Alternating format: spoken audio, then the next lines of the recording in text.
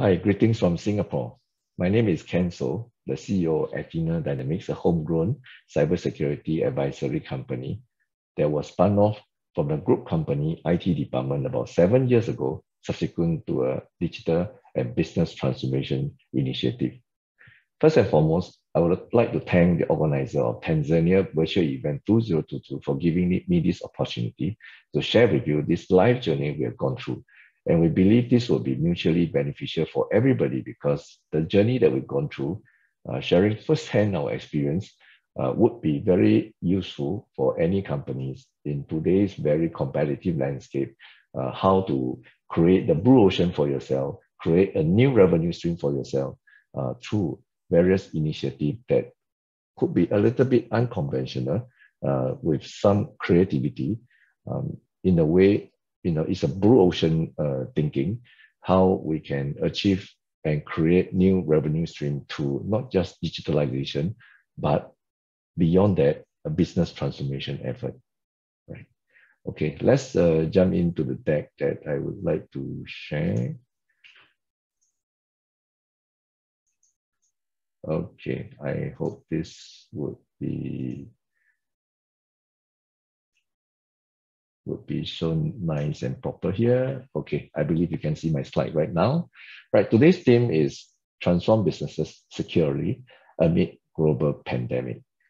All right, so as we know, today's businesses is challenging by way of global exposure and global competition.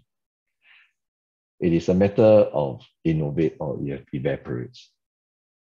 If anyone would have read the book of Who Moves My Cheese, we know that it is a highly competitive, dynamic landscape whereby we really need to constantly innovate, constantly cannibalize our business before other people will do so on us. All right, so it's one very interesting aspect of all these transformation efforts so far in the history of business is that it's driven by senior management. It's driven by the leaders of the companies. All right. So sometimes we call it the C-suite, the C-level. However, today, the landscape is a little bit different, right? So if you look at the past, who drives transformation, right? Is the CEO, the CTO, and the CMO, whoever. And today, who is actually driving it? Is it the big boss, the CEO, the chairman, or the hardworking CTO or CIO? No, it is not as well. But unfortunately, it's driven by a new C, which is called the COVID-19, right? The COVID-19 has created a new mandate that everybody has to look at the landscape differently. And in fact, it is almost like a wealth transfer. Certain sectors are surviving, certain sectors are not. Certain sectors are affected negatively, certain sectors are actually affected positively, benefited positively. So sometimes I call it a new world norm of mandated transformation, right? Resulted in a ruthless sectorial transfer of wealth. The interesting thing is happening in a global scale because the pandemic is a global issue. So if you look around, I mean, the likes of business like airlines, travel is directly hit, right? Any businesses that require physical touch point, physical communication are affected. However, certain businesses like digital-based businesses, I mean, online shopping, online e-commerce are actually doing better because people are transforming into the online platform. And there are also a lot of indirect impact and that benefited a lot of different businesses. For example, like when people work from home and somehow people need to stay from home isolated, the pet shop and the vet shops are doing very well, right? I mean, the gym equipment supplier are doing better even because people need to exercise at home. Or I even understand, I'm not too sure what is the scenario like in Tanzania, but in Singapore, we're a small island state whereby when we are confined and we cannot travel, many people are turning into cycling. So bicycle shops are selling very well as well. So you can see that the landscape has been changing very quickly. So with this new landscape and also the thought of digital and business transformation, right?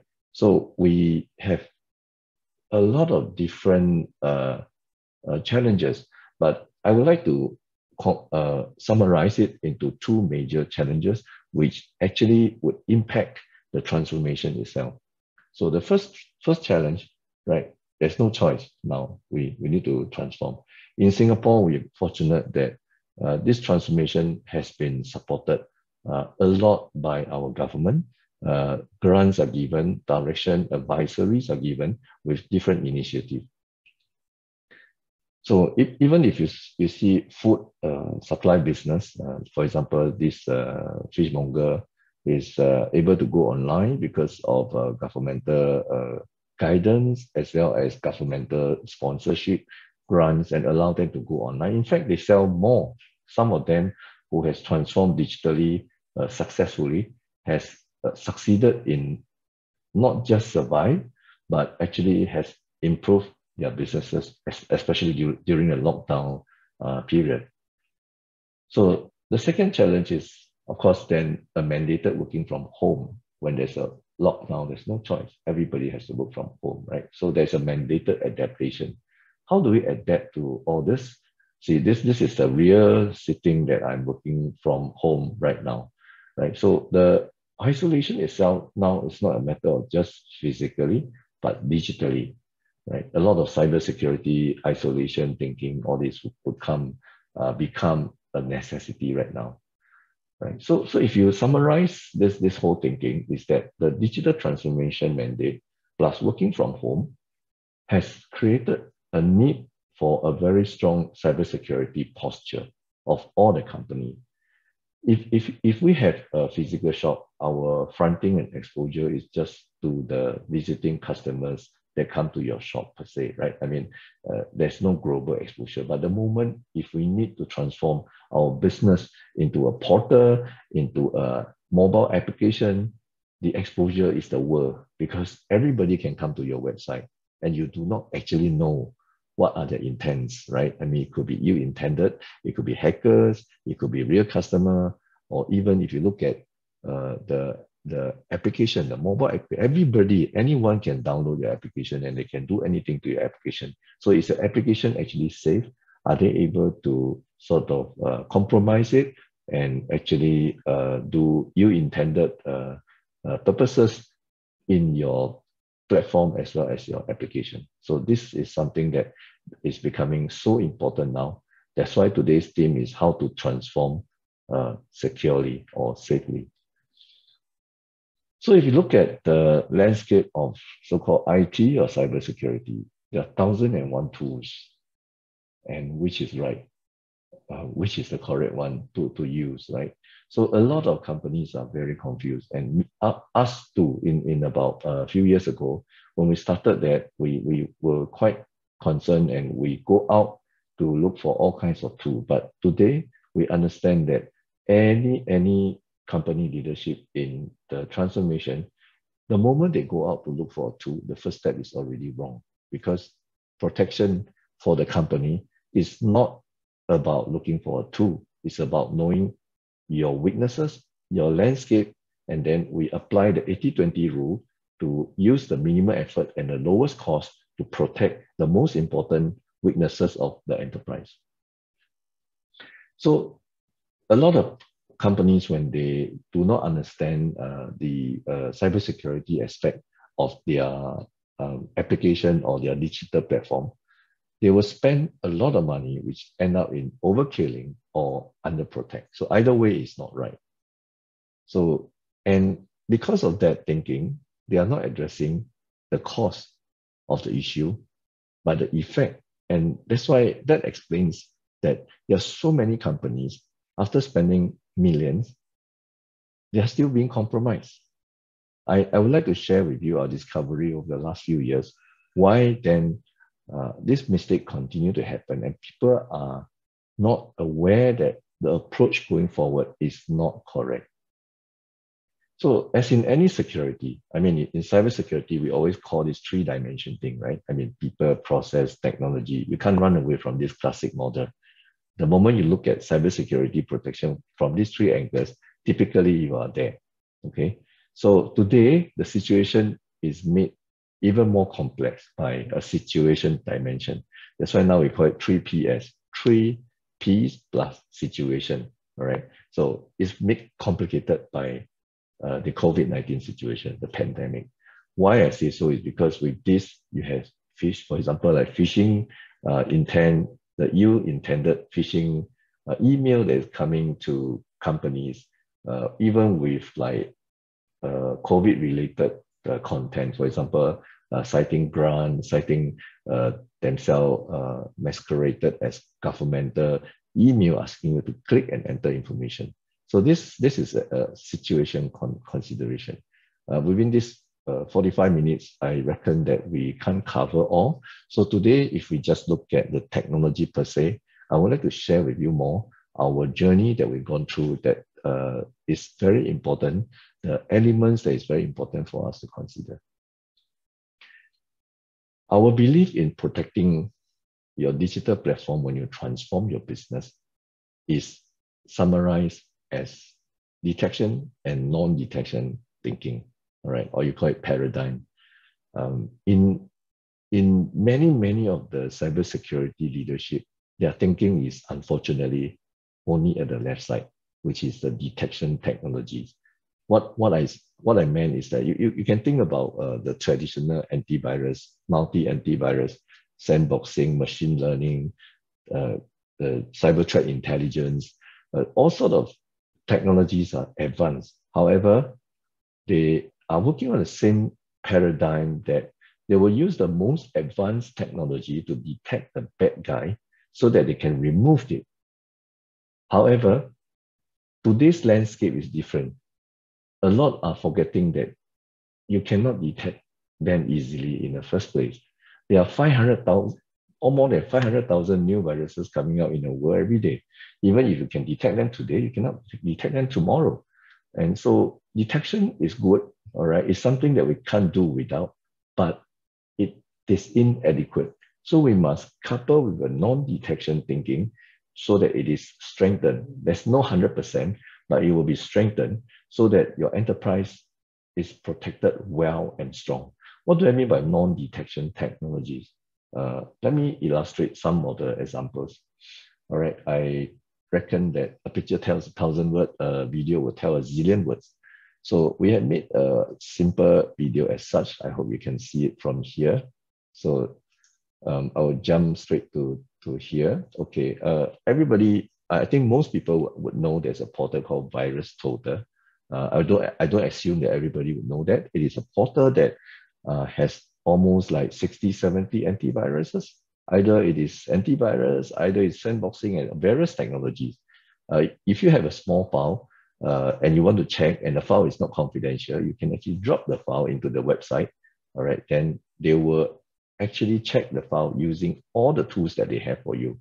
So it is quite a stringent thing, I would say, because they have so many tools and they can check for you just by dropping your file there. All right, so you'll know the result. Okay, unfortunately, all the tools are detection thinking. All right, they're trying to detect. Okay, so this is VirusTotal. And below the screen, you can see the left side and the right side. Okay, the left side is a folder. Okay, you drop any file there. And then the right side is the output folder. Sorry, the left side is the input folder. The right side is the output folder. So what it does, it is called detectionless, non-detection, sanitization. All right, so when the file in, it just removes impurities. It's nothing to do with detection. Okay, so let's try to see what happened. Okay, on the left, you can see this WinWord file whereby we downloaded it as a live virus infected file. It's a real virus infected file, okay? So we download from a site called ICA, which is something like a malware zoo, you know, like inside they have a lot of real viruses where you can use it for study, for research purposes. So let's see. Now, we drop the file, okay, into VirusTotal and see what happened.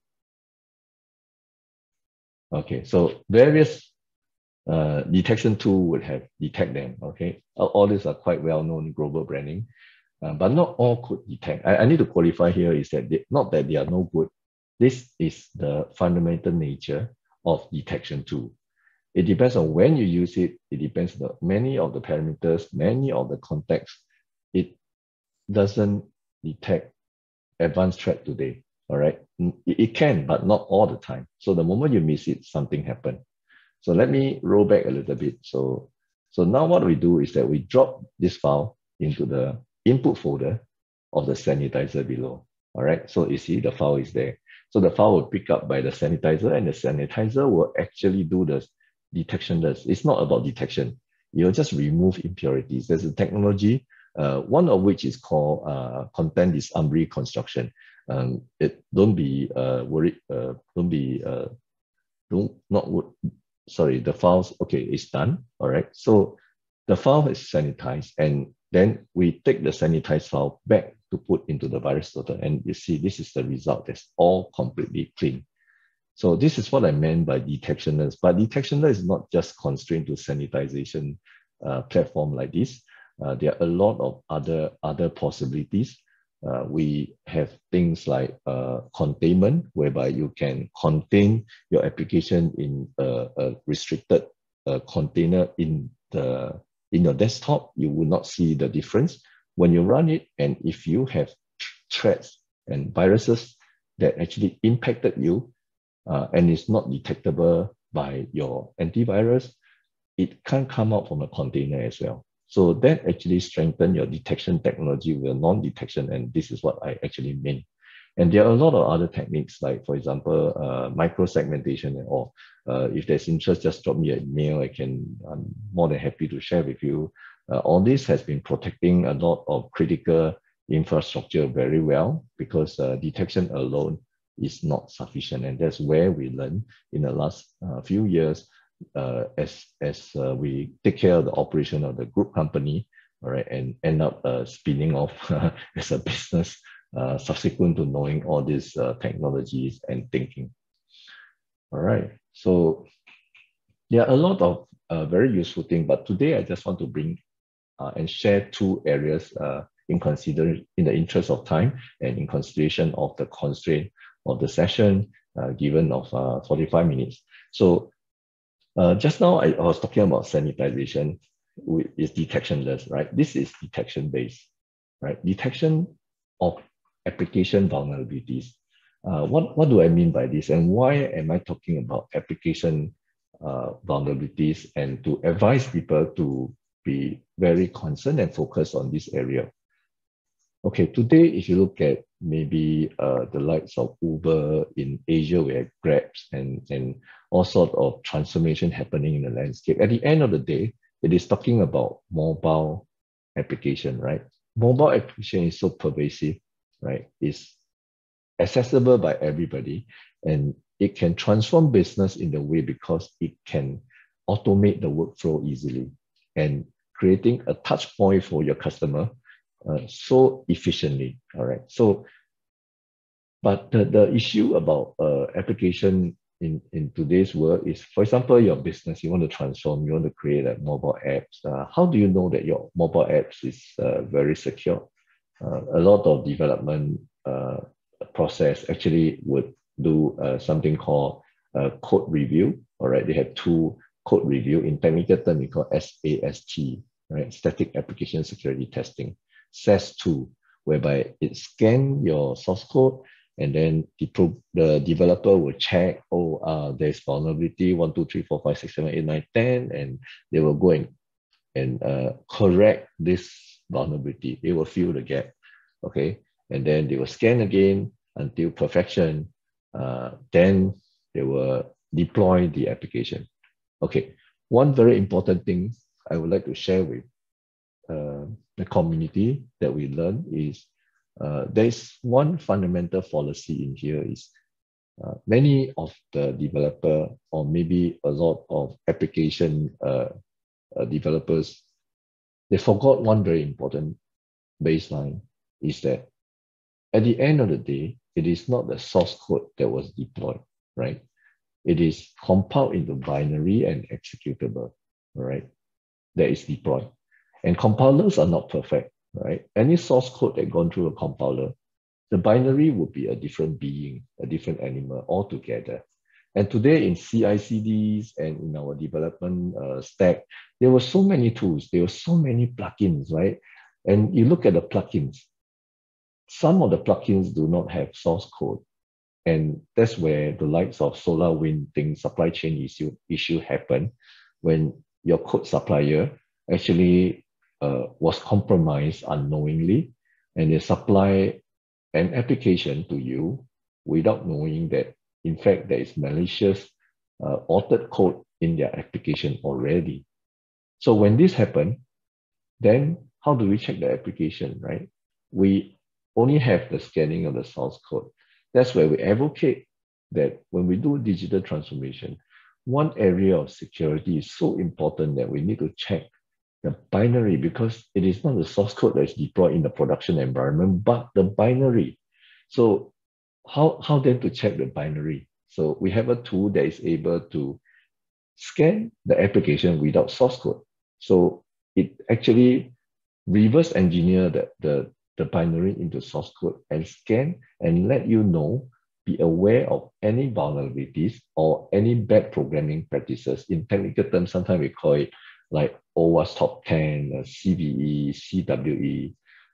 For business people, they just need to understand that with this tool, even you buy application, all right, but you don't have the source code. I mean, your supplier, I mean, the software publisher will never publish the source code unless it's an open source.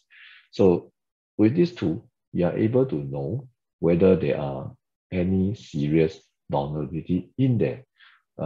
One of the recent example is the vulnerability that was, discovered in the common logging module of Log4j, right?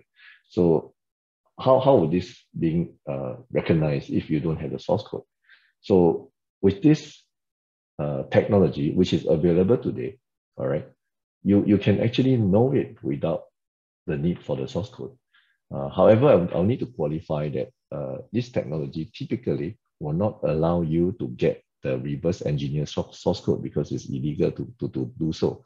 And it's actually done encapsulated inside their platform to show you the report of vulnerabilities, and that's all. Okay. So we find this very useful because we will use it as well. We found a lot of things, and the key thing is we were given the visibility to know this, to know the vulnerability that we never before can do it. All right. So it's an unprecedented way to actually approach your application security especially when you're doing business transformation. So take a close look into all these things. So in this illustration, we show that a lot of companies actually, a lot of approach is actually scanning the source. Okay, compile and deploy. But now we advocate the scanning of the source, like EXE, for example, the executable in the production environment, where third-party code, plugin, all this will be uncovered, and you can know, actually can even see the reverse engineer source, the vulnerability from there, so that you can probably, if it is source code, if this is application is developed by in-house, you can actually correct it by asking your development team. They may not know, but they may refer back to the plugin publisher, or if you are using common off-the-shelf software, sometimes it's called COTS, like COTS, and you can go back to the supplier and say, we discovered this using this tool. Could you fix them? All right. So then your code will be strengthened in a way. So for application security, we also advocate obfuscation tools. This is to discover vulnerabilities, but if you have an application, especially mobile apps that's deployed in the App Store, right? I mean, APK or IPA file, there are technology that's able to encapsulate your deployed binary or executable to make it strengthen it. I wouldn't say 100% unhackable, but it is creating a shell, a shield that is able to protect it from any ill-intended purposes, right? So any of the businesses who need to transform, digitally transform, please also look at this area of pursue. So if you look at the standard of NIST, NIST is a standard, it's a well-known global standard for cybersecurity as a cybersecurity framework, right? I mean, they have these 5 components. I wouldn't go through in detail. Our approach, I will also not go through in detail, but the key thing here is never start with thinking of buying a tool. All right. So, for example, some of which we recommend, usually we share is the rediscovery of network asset and topologies for a start, so that you know what you're protecting. You don't know what to protect if you don't know what you have, right? So once this type of rediscovery is found, you have a complete list of your IT asset. You have a complete picture of your topology of your company. And that is crucial because with this, you know what to protect. All right. And then you can do something called VAPT. They call it vulnerability assessment and penetration testing. We advocate the robotic portion because it's very efficient. We have been doing that. So you can, basically it's like a robotic hackers, but it's a good hackers in a way that it can check all your system vulnerabilities and gaps so that you know what to fail. Okay, so then you can, for example, under the protect section, like what I mentioned, protect using detectionless technology. All right, and I will not go into the detail like unidirectional solution. It's a very broad topic that we will need quite a fair bit of time to explain and to deep dive. All right, so just now I mentioned about this the checking and the pen testing and things, and these are only referring to the land, the enterprise per se, but checking your own company is not enough. I think I believe a lot of people know that there's something called the leak profiling, whereby it checks what has been leaked from your company.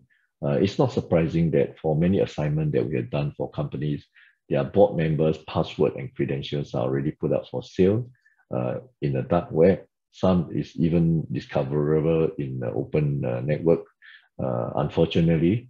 Yeah, so that's why then if you do internal and external check, your leak profile, then you know your weaknesses and you can focus on the weaknesses and address the weaknesses as the first priority. So in this example, it's like a group of user login and credential for Zoom is already put up for sales. Of course, I blur out those that is sensitive.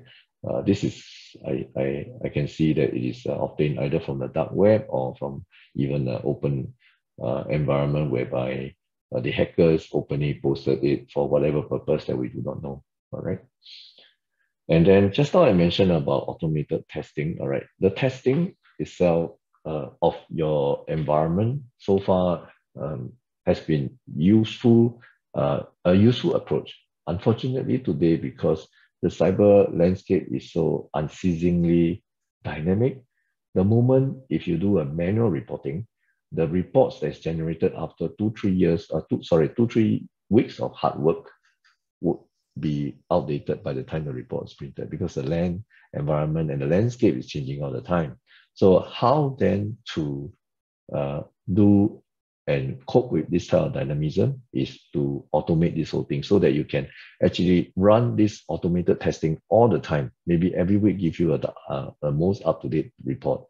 And we actually advocate this and we advise people to do so, especially if you have environment whereby you constantly receive a phishing email that looks so real, right? I mean, a lot of companies, they send money out, tens of thousands of dollars, because the email coming in that is so real.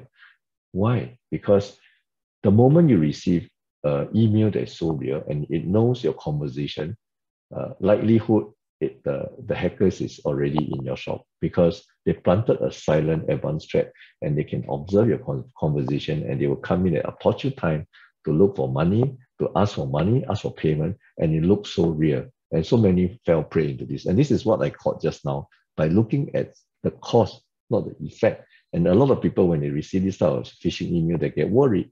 And then they went out to buy a lot of expensive anti-phishing software. This anti-phishing software are very advanced and it's good, but it's only addressing the effect of the problem. You see, the cause of the problem is that we should prevent those silent advanced threats from residing in your network.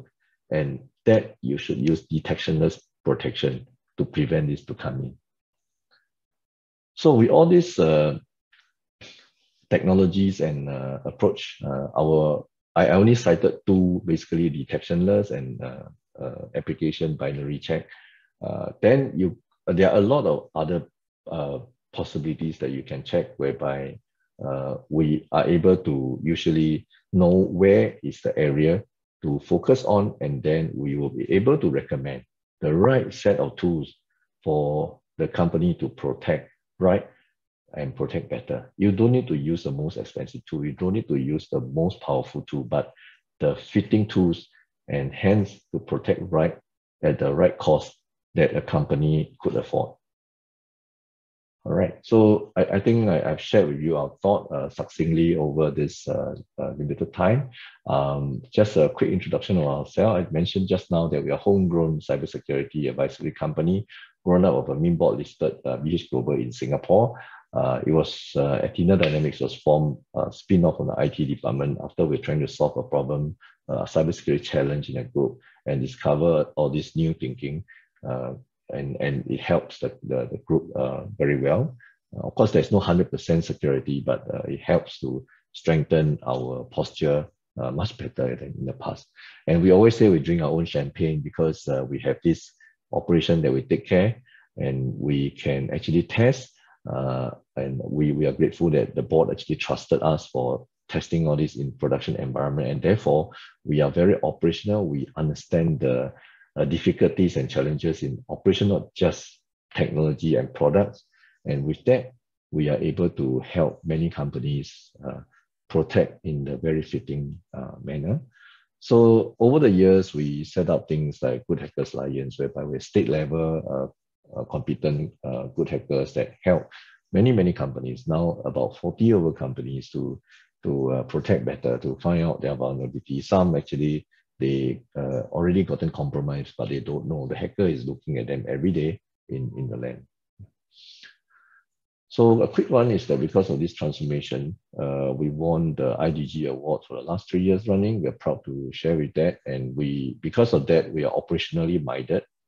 We do not just advocate security by design. It's a common buzzword in the security landscape, but security by practices. I mean, the whole point is that we cannot Google to learn cycling, right? So we need to practice, and I'm glad to share with you that our latest award for this transformation was actually, we bagged this award again, the 3rd year running, about a month ago, all right?